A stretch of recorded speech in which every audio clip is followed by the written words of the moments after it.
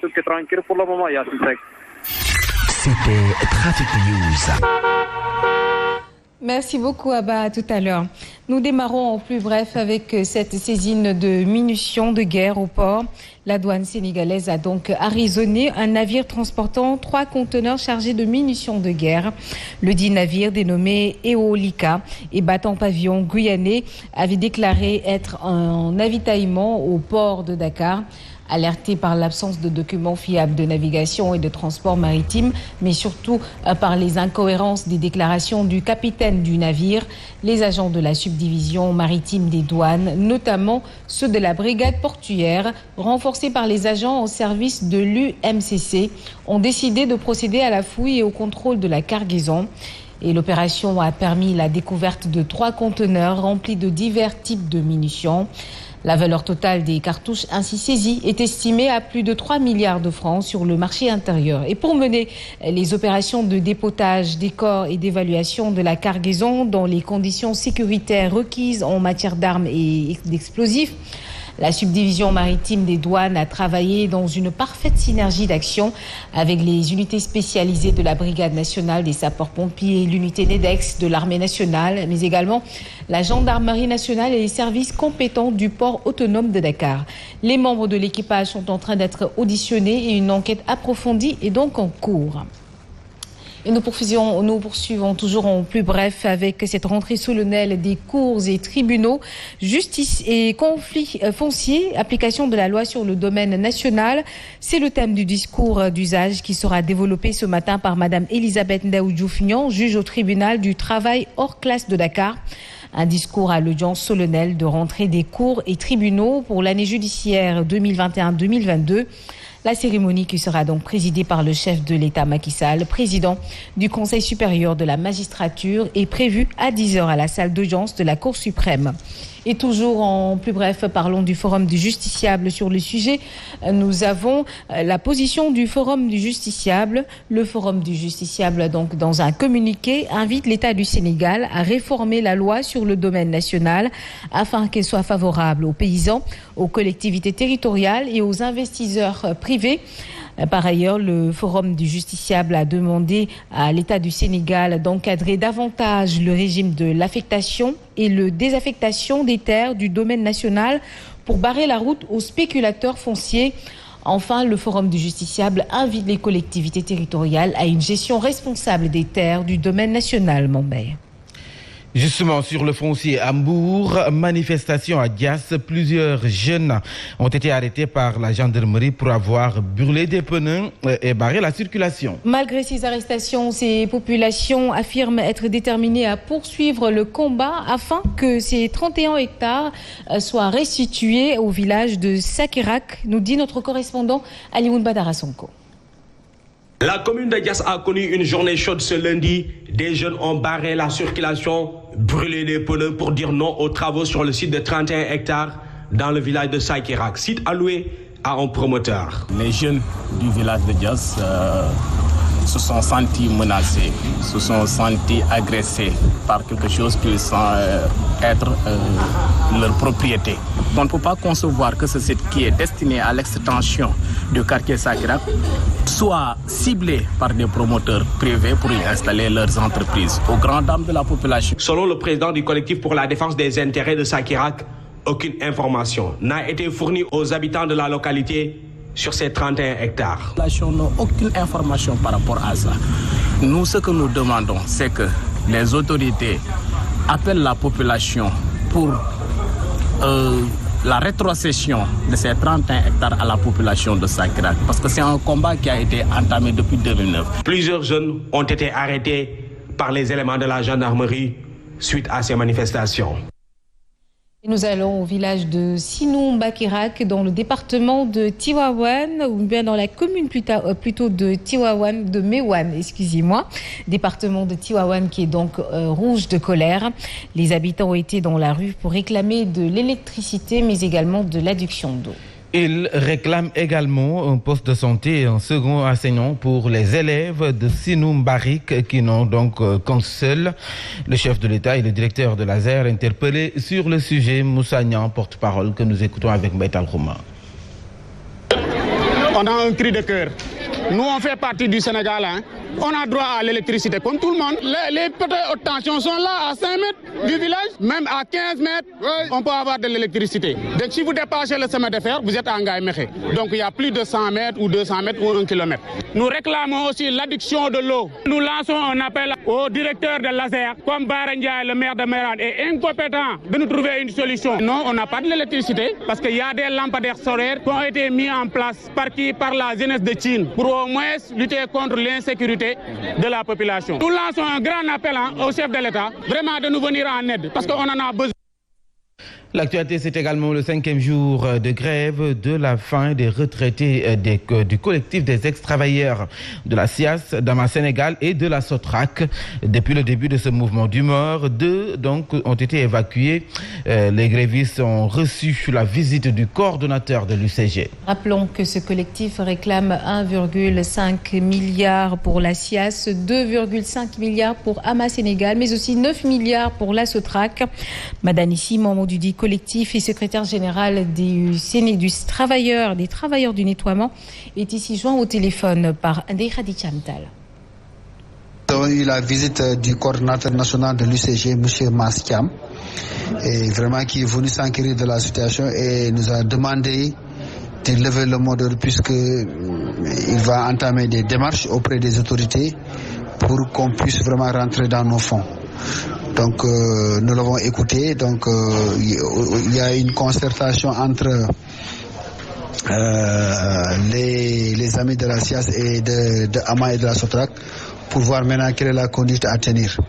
Donc il y a aussi le secrétaire général aussi de la CSA, Eliman Diouf, lui aussi, qui nous a appelé, qui va venir tout à l'heure pour rendre visite. Donc pour vous dire que en tout cas, les camarades sont déterminés à rentrer dans le feu. Pour rappel, donc la SIAS réclame 1,5 milliard à l'État du Sénégal, puisque cette société a été depuis 1995. Donc Ama Sénégal 2000.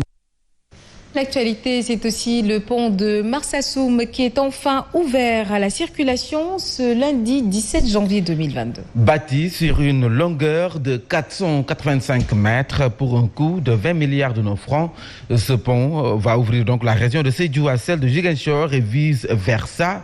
Dame Kébé, autant pour moi, ingénieur ouvrage donc à Géroute, que nous écoutons avec Ibrahima Diallo. Le pont fait une longueur de 485 mètres. Le coût de l'ouvrage est estimé aux environs de 20 milliards. Voilà, ce pont constitue une importance capitale dans la mesure où il relie les deux régions, à savoir la région de Ziguinchor et la région de Sédhiou. Ce pont va permettre quand même d'éviter maintenant cette longue attente et permettre aux véhicules de passer sans aucune minute d'attente. Donc vraiment, on peut dire que c'est un vieux souvenir actuellement. Pour le moment, c'est gratuit. Donc, comme on l'a fait à l'image du pont de Foundiougne, le paiement tarifaire va démarrer le premier jour du mois de février. Pour le moment, les tarifs fixés sont à 500 francs pour les motos, 2000 francs pour les petits véhicules, 3000 francs pour les camionnettes et les minibus et 15 000 francs pour les gros porteurs et les gros bus. Et puis ce pont de Marsassoum, au-delà de désenclaver la zone, va booster aussi l'économie locale. C'est félicité Seyni Mandian, maire de la commune de Marsassoum. Il invite aussi au renforcement de la sécurité dans la localité. Ces propos sont recueillis par notre correspondant Ibrahima Diallo.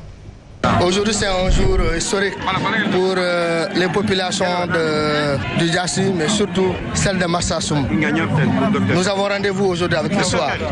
Parce qu'aujourd'hui, après la construction de la rue de Marsassoum, tout le monde emprunte le bac. Et le bac, déjà, il a changé la physionomie de Marsassoum. Mais du point de vue économique, le pont va booster le développement économique local de Marsassoum. Et Marsassoum deviendra la plus grande ville, carrefour de toute la Casamance naturelle. Et ça, on s'en félicite. Maintenant, je pense que l'autre aspect qu'il faut prendre en compte, c'est la sécurité. Donc, raison pour laquelle nous lançons un appel à l'État pour qu'il puisse renforcer la sécurité au niveau de Marsassoum. C'est vrai que nous avons un détachement du cantonnement de la gendarmerie au niveau de Marsassoum, mais ce que Marsassoum demande, c'est que Diassi demande que ce cantonnement soit érigé en une brigade de gendarmerie digne de son nom. Parlons santé à présent avec le Covid-19 et ce taux de contamination qui ne faiblit pas depuis l'avènement de la 4e vague liée à l'Omicron entre le 10 et aujourd'hui, c'est-à-dire le 17 janvier ou même le 18. Le ministère a fait état de 3650 nouvelles contaminations. Outre Dakar, avec ses 2880 cas, plus de 1780 sont recensés en région. Parmi les plus touchés, il y a Thiès, Saint-Louis et Ziguinchor. Faisons le point avec Alassane Baldé. Avec plus de 1800 nouvelles contaminations en région en l'espace d'une semaine, cette 4e vague n'épargne presque aucun district sur l'étendue du territoire. Thiès arrive en tête avec 227 contaminations à la période du lundi 10 janvier au 17 de ce jour. Vient ensuite la région de Saint-Louis qui totalise 134 cas et Ziguinchor 111 patients atteints du Covid-19. Kaolack n'est pas en reste avec un peu moins de 80 cas confirmés et les autres régions, bien que touchées, le sont à des degrés moindres. Dakar, la capitale, elle continue d'être l'épicentre de la pandémie avec un cumul de 2880 cas en une semaine. Une dizaine de décès ont été déplorés durant cette même période, soit 11 plus exactement. Présentement, le Sénégal totalise 1909 décès depuis le début de la pandémie. 5142 sont présentement sous traitement, dont 5 cas graves. Les candidats au local ont fait fi de la 4e vague. Omicron n'a rien changé de leurs activités, meetings, caravanes et visites de proximité. Et des rassemblements également qui drainent des foules qui, justement, au pied, les mesures de sécurité ne sont pas, du moins les mesures de barrière ne sont pas du tout respectées. Et la campagne de lutte contre le coronavirus est à l'arrêt le temps de la campagne. Et ce n'est pas le ministre de la Santé, lui-même candidat à la ville de Dakar, qui dira le contraire. Un commentaire signé Léopold Tamba. Avec la campagne électorale qui bat son plein, on a l'impression qu'au Sénégal, en dépit de l'avancée d'Omicron, l'on se soucie le moins du monde des effets pervers de ce virus. Rien n'arrête nos politiques. Les mouvements de foule qu'ils drainent sont pourtant des vecteurs de contamination à une grande échelle. Sur la balance, le nombre de cas testés positifs au coronavirus pèse lourd. Nos politiques qui combattaient avec opiniâtreté ce virus se sont transformés aujourd'hui en laquais pour favoriser l'ampleur de la contamination. Le devenir des populations, ils n'en ont cure. Ce qui importe pour eux, c'est d'accéder à des postes gratifiants qui leur permettraient de gravir des échelons. Diouf Sarr, ministre de la Santé, a tronqué sa touche de ministre de la Santé pour revêtir un encoutrement de dandy dans cette campagne locale. Ceux de l'opposition, ces donneurs de leçons aussi, ne sont pas exempts de tout reproche. Que les contaminations s'accentuent, c'est le cadet de leurs soucis. Ils n'ont pour bréviaire que d'assouvir leur ambition politique. Le comble dans tout ça, c'est la manière frivole dont certains inconditionnels bravent tous les interdits. Fustule Omicron au péril de leur vie. Nul doute qu'au sortir de cette campagne, cette situation risque de s'empirer. Et nous allons à Mbaké où s'est tenu justement le salon de l'élevage. Environ 870 sujets Ladoum étaient au rendez-vous de cette grande exposition. Cependant, l'association Ladoum Élevage Touba Taïsir est montée au podium pour décrier le vol de bétail et la cherté de l'aliment. Par conséquent, le parrain s'est engagé à porter le plaidoyer. Les détails avec Abdoulaye Diagne. Le salon de l'élevage s'est tenu à Mbaké, un rendez-vous du bétail aux espèces diversifiées. L'aliment de bétail coûte cher. Nous aurions souhaité que l'État le subventionne davantage. Nous travaillons à améliorer les races avec des mesures jamais égalées. À cet effet, Galoba, directeur général de la SOGIP SA, parrain de l'édition, dissipe les soucis. L'État est en train de déployer tous les moyens, même en renforçant l'arsenal juridique, pour criminaliser davantage le vol de bétail, à renforcer, la répression, aussi bien au niveau juridique qu'au niveau social. Cependant, il saisit l'opportunité pour appeler à des élections apaisées. Donc il n'y a pas lieu pour nous d'entretenir des relations conflictuelles. Il faudra qu'on se passe dans les règles de l'art et que le maire gagne. C'est un appel au calme et à la sérénité. Cette édition, 14e du genre, a baissé rideau sous de bons auspices.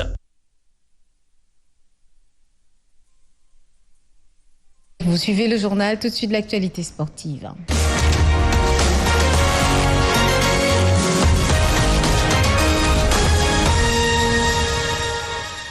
Et c'est avec Pape Matambo, un plaisir de vous retrouver ce mardi matin. Ça va? Ça va, en forme?